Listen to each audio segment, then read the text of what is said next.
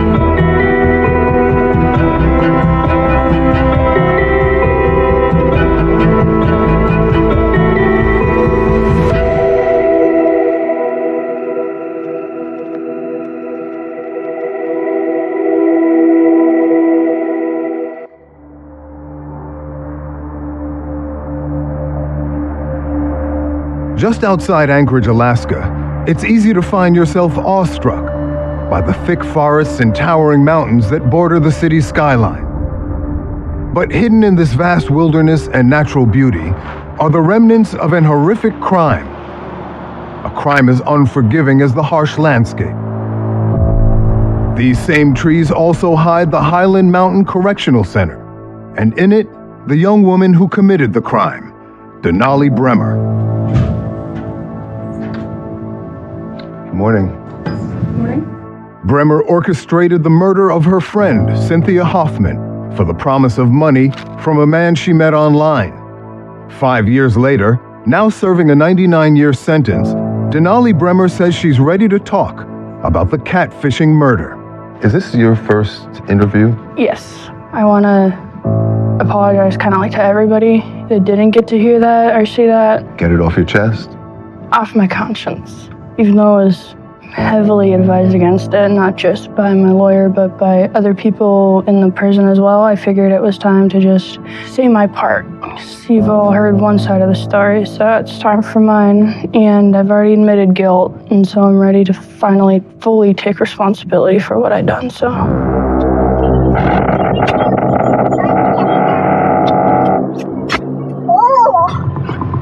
Bremer says she's not the same person she was when she carried out the murder plot in 2019, and that she's finally ready to come clean. I'm here to try to learn whether either of those claims are true, and how a teenager could be drawn into a murder plot on the internet by a man she hardly knew.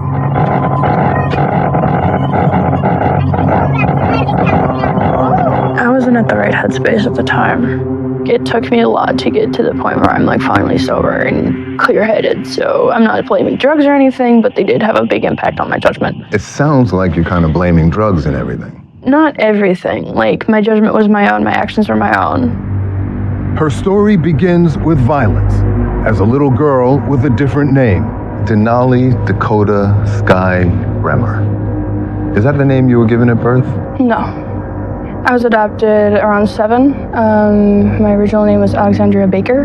And why? Why would they change your name? Because of what it came with, the reason why I got taken out of my bio family's home was because of a gruesome murder that happened there. So they changed my name in hopes of giving me like a new start. A new start, a new identity? I would hope.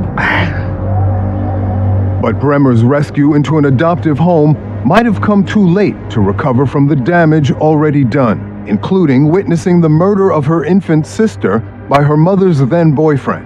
They were newborns, basically. Gabrielle wouldn't stop crying, and Corianne, her twin sister, cried too. And to shut her up, he bashed them together and threw her against the ground. Corianne barely survived. Gabrielle, unfortunately, didn't. And when they found us, we were hiding in a closet covered in blood. You were? Me and my sisters were. How old were you at the time? I was about 2. By late teen years, Denali Bremer had grown into a serial delinquent. I started doing like meth and coke and heroin. Did you at the time own guns legally? No, you can't own guns legally at 17. I carried them around because I was like doing drugs, I'm dealing them, and it's a dangerous kind of lifestyle, so you should pack just in case. So you were dealing drugs as well? Yes, I don't lie about that. I was not just dealing drugs, I was also kind of whoring myself out for money. So when you deal with those kind of people, you also need protection too. So you're doing drugs, you're dealing drugs, and there's sex work? Yeah. For money? I mean, like, I got no shame in admitting that. I mean, if somebody ODs on the drugs, it's not the dealer's fault. I didn't make him take them. At 18, Bremer said she was raped and impregnated and left traumatized. But within weeks of delivering a baby girl, she was back online selling sex and tempting fate. And that's when you meet a man online. He calls himself Tyler. Yeah. Well, first his name was Hayden. And then when he gave me his Snapchat, it was Tyler, which kind of raised a red flag. But then again, I've seen it multiple times. Guys don't want to give you their real name. At what point did he start asking you to do sexual things for money? I mean, that's kind of like how we met, was on the dating app. Hey, I'll do this for cash. If you want to know anything more, text me. So like, he knew right out the bat what I was up to, and so that's where I make my money. So he was sending me money for photos, He was paying you for photos and videos, for photos and videos at that point. And I mean, like, I'm not gonna lie, he was paying me a lot. And the requests get more and more perverted. Yeah, he was like pushing more and more money towards me. Was that not a red flag for you, that he's starting to ask for more and more perverted things? I've had that before.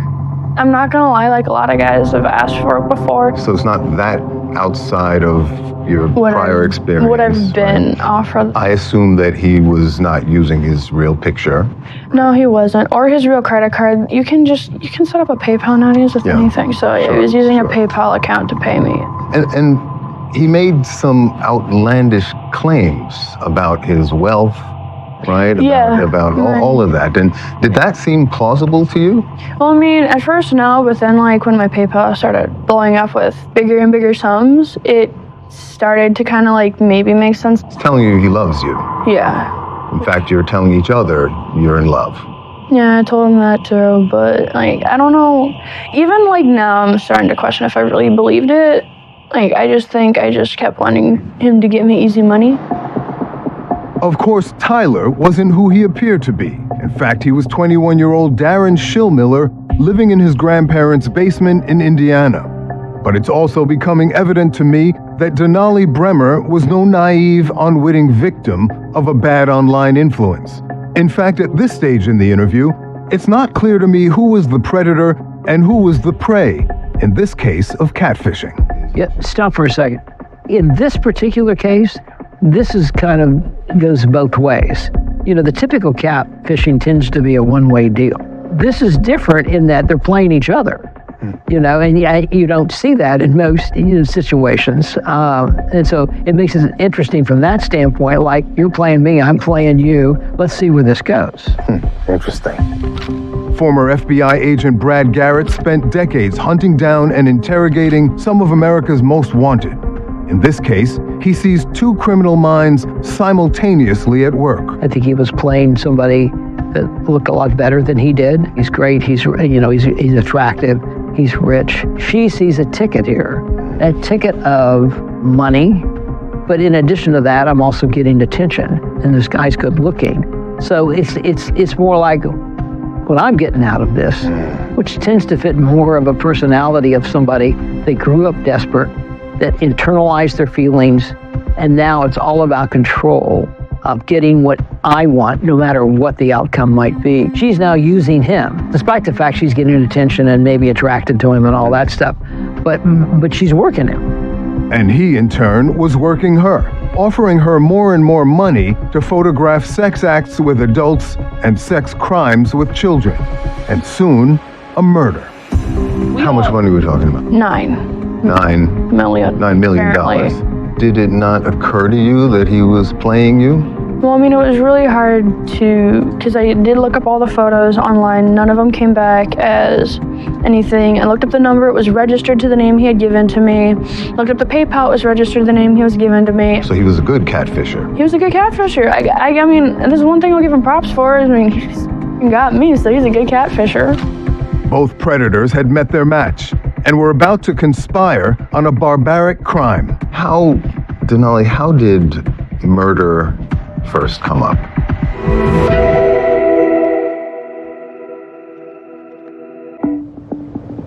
We've had some tragedies up here, but I wouldn't live anywhere else. I'm Uncle Don. Tim, who is the father of Cynthia, is my brother. She was a very smart, bright, vibrant young lady. She loved life. She loved music. She liked shopping, just regular kid stuff. She had just graduated from high school. She worked for a local restaurant, and she was doing very well. Cynthia Hoffman was blissfully unaware. The 18-year-old she considered her best friend had targeted her in a murder plot. Her uncle Don Hoffman says that was characteristic of her trusting nature and naivete. She was not judgmental of people, so she was easily brought in. She met Denali Bremer, I think, at a mall, and she did consider her best friend at one point.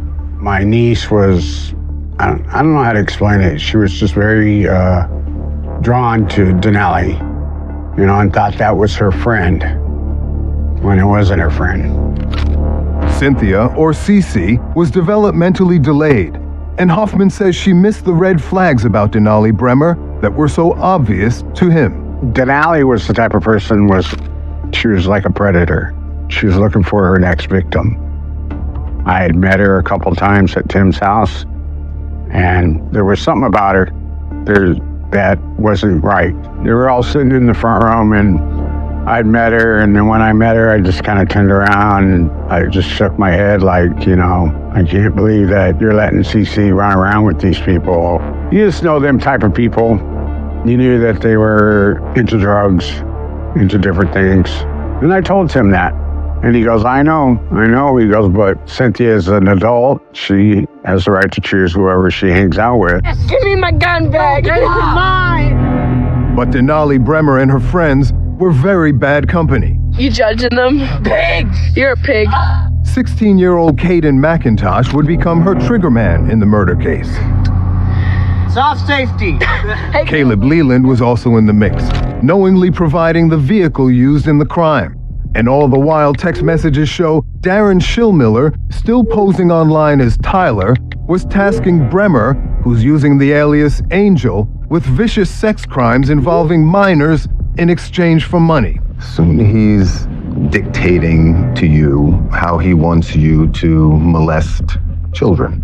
Yeah, Hold he her tried. down, fight her, impress me. Yeah, he tried that. When I read those messages, I was mad at my friends. But you seem to be going along with it. Yeah, but again, I wasn't the one texting him during that time. My co-defendants, they were the ones texting him when he was asking for a lot of that stuff. They were like, well, we pretended to be you, and he gave us more money for, some of your old videos and stuff. And I was like, what? But you don't deny that you're I don't deny I finally read it. that you're in a dialogue with him where he's asking for you to do things, criminal things, and you are participating in it, planning it, responding to him. Yeah, that was right up until basically the murder. But for about a day or two, I wasn't texting him. Cynthia Hoffman was no match for the conniving of Bremer and her co-conspirators, especially after Bremer says they had a falling out over their ex-boyfriends. Denali, how did murder first come up? So, I was shooting up in the backseat of my car. I was shooting up some meth mixed with a little coke, and it only happened a few days prior to the murder. So me and Cece had a huge fight, and she blasted all over her social media. We got this huge argument over a guy, because I slept with her ex. She slept with mine. Okay. Not proud of it. Tit for tat, okay. And Tyler, Darren, found out and, kind of played on my emotions, and my jealousy hit me again. And I'm not gonna lie, I got petty, and I was mad. So who first brought up the prospect of murder? Was it you or was it him? Darren. Darren's the one that first came up with it. Eventually, he offers you $9 million to commit and photograph a murder. He had already offered that, and I was like, okay, this is... But my friend was like, no, it's real. Look, it says in transaction. I'm like, what? And I looked, and I was like, oh. So I didn't know what to think. Did you really think it was possible to send $9 million on PayPal? Well, I mean, not on PayPal, but if you know how to do wire transfers, then yeah, I could work on a wire transfer. You chose the victim? Yeah, it was a group thing too, but initially, when we all came up with it, I agreed and said yeah. Because I was mad at her, and she was mad at me, and I was just over her. And I wanted to make amends. I did want to make amends, but she needed payback for what she did with Zach. Payback with her life? No. That's on me. You chose the place? Yeah. Why there? I guess place of opportunity. Thunderbird Falls is a 200-foot waterfall that cuts through a rich birch forest just outside Anchorage. Bremer and McIntosh would lead Cynthia to an isolated spot in the woods overlooking the creek. There had been a lot of premeditation and planning, right? Yeah, there had been, and I was the only one with a gun, so I brought my Kel-Tec 9mm with me. Tell me, what was the plan? It was just originally just to kill her. I don't know, they didn't plan anything out, how they were going to do it or whatever. So it was. What do you mean they? Because you're at the center of it. Not really at the center, but yeah, we all, I guess, were trying to figure it out. But I thought they were kidding. Were you kidding? No. You were serious? No. You were kidding or you were serious? Which one is it? Somewhere in between. I wanted to pay for what she did, but I didn't want to kill her. I just wanted to, I guess, leave a lasting impression on her. Okay, but by then you had agreed to kill her. Kill her, yeah, because I thought... For money. Yeah. Right? To take her to Thunderbird Falls, to bound her with duct Actually, tape? that just... Caden came up with that suggestion while we were there. He had brought duct tape. Okay. I didn't even know he had it on him. Okay, but He you had were... big pockets. You maybe you weren't responsible for the duct tape, but you were part and parcel of this whole conspiracy, right? Yeah. You're not denying that, right? No, I knew about it, the day of, and what we were doing. You say you and knew I about drove it, past. but you not just knew about it. Yeah, you created the plan. Well, I didn't create any plan. There was no plan. Okay, June 2nd, 2019. In as much detail as you can recall, tell me what happened that night. You told Cynthia you were going to go on a hike, right? Well, I said in the message we were going to go on a hike, but what the code is we're going to go get high and smoke some pot or but in fact, shoot up. And we in did. fact, you had a plot to murder her that day, right? I didn't even know how we were going to do it. You walk into, I've seen the place, it's a beautiful place. You walk into the trail. You're carrying the gun? Yeah, it was on my hip holster. It was, I'm not denying it was mine. It's just I'm not the one that pulled it. I'm not the one that shot her. I'm not the one that actually went through with everything. I'm just the one that had the means to do it. Bremer and McIntosh walked Cynthia down to the creek and bound and gagged her with duct tape. They are the only two people alive who know exactly what happened next. And then she started freaking out, and that's when she said she's gonna go to the cops, she's gonna do this, she's gonna report us, she's gonna like get him in trouble, get us in trouble, and that's when we both panicked. And I was like, I can't get arrested, I got a bunch of dope in my car. So like I didn't want to go to jail for drug charges or kidnapping and assault because she was like, she had the rip marks from the tape, so she was gonna get us for assault and kidnapping. And I was like, okay, well. And that's when he grabbed some gun out my holster, and then he just walked right up to her and shot her back in the head. I've never seen a man go so calm. Just walk up behind somebody and shoot them in the back of the head. Bang. Right? One shot? One shot. That was it. Back of the head? Execution style. You watched her struggle, right? Yeah, we did. I did. He did, we did. Lots of chances to change her mind. She reached for her phone to call help. No, she never had her phone. Kaden took it. You reached for the 9mm. I did at first, but then I stopped myself. And I was like, this is stupid. But I didn't actually do anything when because she hasn't been threatening us yet. She just went over by the river, and then she started threatening us and yelling and screaming at the top of her lungs. And you thought that the way to control the damage was to go through with the plan and murder her? Well, I just went along with it because problem solved, right? And wow, that sounds really I know, heartless. it sounds heartless, but not now. Like now I'm just like, that was super f***ed up and shouldn't have done it. But at the time, that's what I was thinking. Problem solved. Did you watch him point it at her head? Yeah. And what were you doing when he aimed the gun at the back of her head? Staring.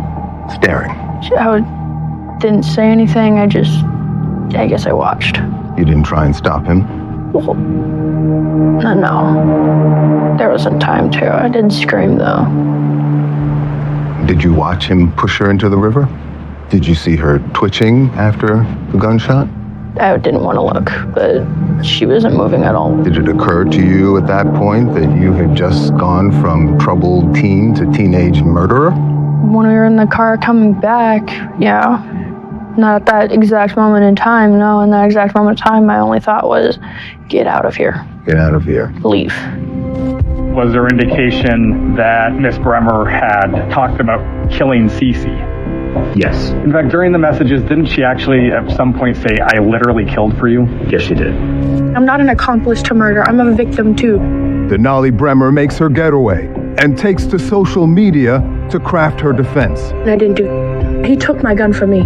He already threatened me a lot, and I don't want to die before I can testify against the mother who killed my friend.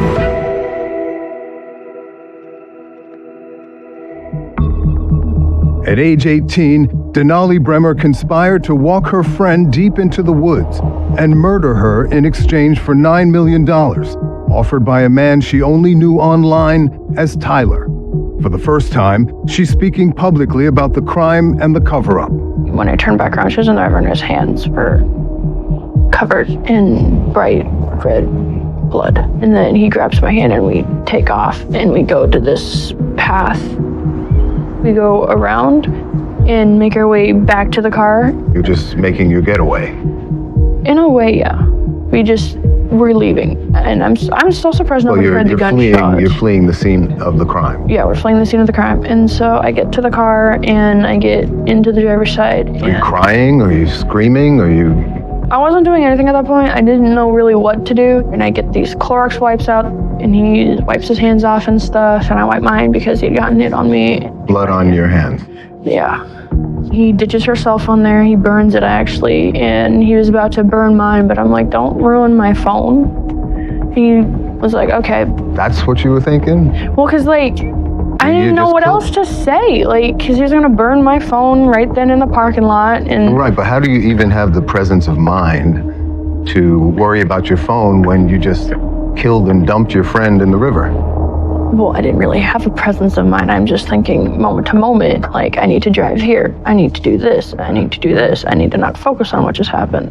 And then you went home and you told your biological mother what you did. I told him we needed an alibi.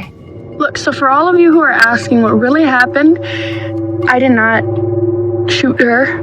In the days that followed, Bremer posted a series of deranged messages denying her guilt in the crime. I didn't do Honestly, I was held at gunpoint and told to do whatever he says and I'll live. And even claiming to be a victim of it. So, I just heard that evidently Caden Brian McIntosh, the guy that shot my best friend in front of me and all y'all haters saying that I was involved in it, just got out on bail. I'm actually kind of scared. Because I have guns. I know you have guns, Mom, but still. And I don't want to die before I can testify against the mother who killed my friend. All y'all saying that I'm fake and that I had something to do with it and that I used her and that he was my boyfriend, that I'm dating somebody else. At some point, did Miss Bremer come over to your house with another individual and disclose some information to you? Yes, she did. I was told that they had gone out to Thunderbird Falls with the friend of theirs, a young lady by the name of Cece, and that Caden had shot Cece in the head and pushed her body into the Clutha River. Instead of giving her daughter an alibi, Bremer's mother called police. So you eventually called police. I called them the following day. And what was the reason that you kind of waited until the next day to call them? I honestly thought they were screwing with me. I thought it was all either a joke or some kind of test to see how loyal I was to her as my daughter. The following day, I saw the news report and I knew that I couldn't, in good conscience, not come forward with the information that I had. Bremer was quickly arrested. Then a police investigation revealed that Bremer was the plot's mastermind and ordered Caden McIntosh to pull the trigger.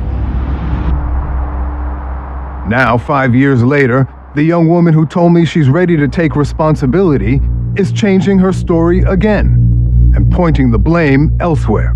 You told the police that it was your gun. It was my gun. Right? I don't deny and it you was ordered. my gun. I didn't order him. You ordered the execution of No. Cynthia. No, I did not order him to do anything. We panicked. You didn't give him the gun and tell him to shoot her? No. Why'd you tell the police told that? them that because I was trying to protect Caden at first. Reading the record, didn't know it what to sounds like think. the opposite. Because at first, you were pointing the finger at him. Well, he did and- shoot her. And then, you admitted that you ordered him to do it because you could not pull the trigger. No, I never, ordered him to do it. It sounds like you're now, after confessing to the police that you ordered him to shoot her, that you were the mastermind. It sounds like you're now backtracking and pointing the finger at others to reduce your culpability. That's what it sounds like. I'm not trying to fully do that. I'm just, saying what really happened now. Even in the interview room, when I listen to my interview, you have this guy leading me just yes, you did this, you did this, you did this, you did this, and, gave, and I was like, I guess I did. Yeah, I did. And You're claiming now that this was a false confession, a coerced confession? Per certain details, yeah. Well, how about that? That's not a detail. That is the definition of first-degree murder. If you premeditated, planned the event. Well, we did premeditate and then plan it. And then ordered the execution of Cynthia Hoffman. So we did premeditate it, we did talk about it, and I guess we planned it in stupid ways, but I never ordered him to shoot her. That's the one thing that they and I myself got wrong. I'm sorry. I didn't mean to do it. In my own head, the way I see it is I didn't actually pull the trigger, I was just the catalyst. I was the thing that... Do you think that makes you any less a murderer? No, it doesn't make me any less a murderer. It just is something on my conscience that I didn't actually be the one to kill somebody. So, I haven't physically taken a human life. I was just the catalyst of taking one, and that is my burden to bear because she's dead because of me. That's my responsibility. That's on me. You're saying you're taking responsibility, but you're also saying that... I'm not the one that shot her. I don't know. There's just something that always gets me when people be like, well, you shot somebody. Well, no, I didn't. Everybody always tries to come up and say that, but I didn't actually shoot her. You did murder her, though. Yeah. So what's the difference? I don't know. I guess there's just a big difference with the physical part of actually doing it to somebody than being the one to make it happen. I don't know. There's just... For me, there's a difference between actually shooting somebody and being that, willing to do it.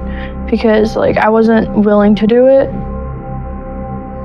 but he was. And you know that you yourself was willing to murder somebody. Yeah. Right? Denali, of course there's sympathy for a troubled teenage girl who suffers the kind of abuse that you did. But your crimes are so brutal, so depraved and premeditated that there's nothing that really explains, let alone excuses them. You agree with that? Yeah. You do? There's no excuse, there's no explanation even. No, not really. This is not a crime where, you know, like a lot of serious youth crime done on impulse. Yours was premeditated and planned and conniving. And again, the sheer brutality of it, it looks less like a terrible mistake and more like your true character. I can tell you right now that is not my true character. Was it then? Pushed to that point, it used to be. That's like definitely the worst I've ever been. My lowest point, that's my monstrous side. Your monstrous side. You've done a fair amount of finger pointing towards other people away from yourself in our conversation. Do you realize that? Yeah, I do. It kind of contradicts the idea that you are fully taking responsibility. You're parsing, for example, whether or not you are the same kind of murderer that McIntosh is because he pulled the trigger and you didn't. You're pointing the fingers at others who may have, you say, texted Tyler, you know, as you. You're denying the child porn charges. You're denying making your younger sibling a victim of that. You're doing a lot of not taking responsibility. It's just like the media got a lot wrong. The cops got a lot wrong. My co-defendants and I did a lot wrong. We all did something really up.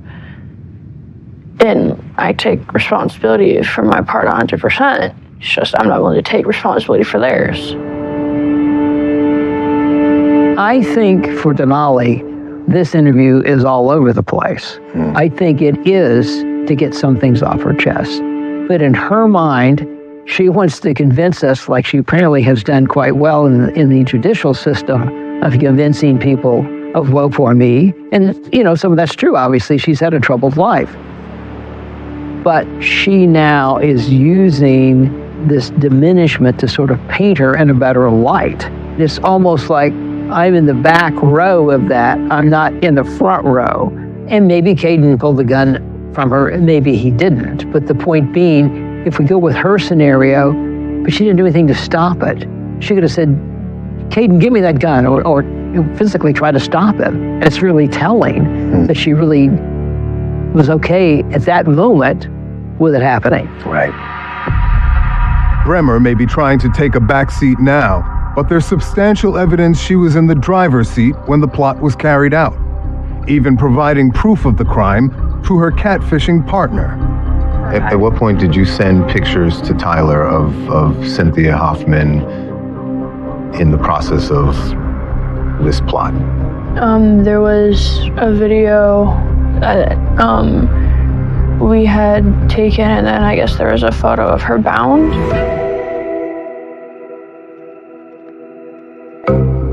When Denali Bremer agreed to accept the promise of millions from a man she met online to murder her teenage friend, the deal was predicated on photographic proof, and Bremer delivered. At what point did you send pictures to Tyler of Cynthia Hoffman in the process of this plot? There was a video that we had taken, and then I guess there was a photo of her bound. And when did you send those? They had already been sent, like, right after I took them, right after he took them, right after. So after the murder? No. This was, like, right when... Before the murder? Yeah, this was when we were still down there. So as you were torturing her? Right. She was never really tortured. Well, she was by duct taping somebody against their will. She was willing. Like, he suggested Until she wasn't, right? Until she wasn't. Ultimately, Bremer received no payment from her catfishing accomplice, Darren Schillmiller, who was also sentenced to 99 years by the state of Alaska. Schillmiller and Bremer are also serving simultaneous 30-year federal sentences for child pornography. But none of that has deterred Bremer from appealing to the state of Alaska to reduce her sentence. Doesn't justice require that you spend the rest of your life behind bars? People would say that yes, it demands it, and I don't see myself getting out anytime soon. But you are working on an appeal to reduce your sentence. I am working on the appeal, yes, to reduce the state sentence. What does that say about you? So, on one hand, you say you've taken full responsibility. I have, but, well, I mean, I'm already spending the rest of my life in here, but 99, I mean, you can give me 80, and I'll still be serving the rest of my life in prison. You know, it doesn't, I mean, the number is just kind of like what hits hard. You think you deserve to get out of prison? Do you think you deserve another chance after what you've done? I think everybody deserves a second chance if they're truly ready for it. And I know by that time, I'll be ready. Not now. I'm not asking to get out tomorrow. I mean, 30 years is a lot to work on myself, 40 years, 50 years. And if by that time I'm finally ready to try again, I can try again. Your letter to the judge, sentencing, contains, it seems like, some honest truths, but also a lot of platitudes, like you're just saying what you're supposed to say, right? No, I came up with that myself because I am committed to change. I'm committed to bettering myself. I'm trying every day to just do one good thing. She seems to know what to say. For example, she writes the judge, it's full of platitudes that you would want to hear. Is that a thing that people who are criminally minded know often what they're supposed to say? Well, of course, but you know, everyone tries to paint themselves in a better light. Take it away from crime, and we all in resumes, and we will paint ourselves in the rosiest light. It's no different here. And obviously, one of the things that helps you in criminal cases is when you admit responsibility. If you say to them, I didn't do this, and I'm not taking responsibility for anything, you've now added on to your sentence, probably. Right, so right. I'm sure most lawyers will counsel their clients to go that route. Some won't. She clearly has decided that that was the route to go. Bremer's plea for leniency contained references to her troubled childhood and the phrase, hurt people, hurt people. There's truth to the phrase, hurt people, hurt people. Yes. But you must know that most hurt people don't do anything approaching the vicious crimes you committed, No. right? I think your sister said it best. We all had really hard lives. And I feel like she took the wrong road with the wrong people, and now she's paying the ultimate cost. Wait, what sister? Brenna? Brenna said that? Yes. Like, I don't really know my sisters. I don't know Brenna, Rebecca, But or Courtney, the point is that even She just your own murdered. siblings Yeah. who went through a lot of the early trauma that you did, Yeah. right? Even their verdict on you is that you chose this. You chose bad. I don't believe you were born bad, do you? No man is born evil. So you chose bad. Yeah, it's a choice. How do you account for that, Denali? Guilty.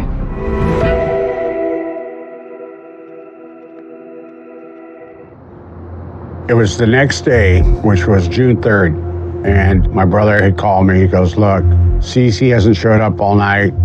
I ain't gonna be able to get a hold of her. Something's going on. Cynthia Hoffman's Uncle Don and her father woke up to her absence the day after the murder, suspecting that something had gone terribly wrong. And he had a thing where you check in. You had to check in. You had to check in every 2 hours, no matter what. Text, call, whatever. And if Dad calls, you better have your butt home. You're living at his house. It's his rules.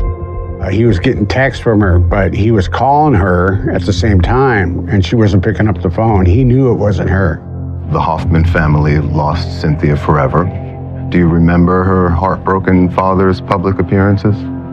I tried not to really focus on what he would say because, again, like 5 years ago, I'm not the same person I am today. So 5 years ago when he first was doing that, I was mad and I was angry and I wasn't sympathetic. But then 2 years ago, I went through a really big change, and that led to the person that's sitting across from you today. I went and did this treatment program, and when the speaker spoke, he connected to something I haven't felt in a long time, something I buried really deep, is a feeling of empathy. I know it sounds monstrous now, but 2 years ago I finally connected with empathy on a much deeper and more intimate level than I ever have in my life.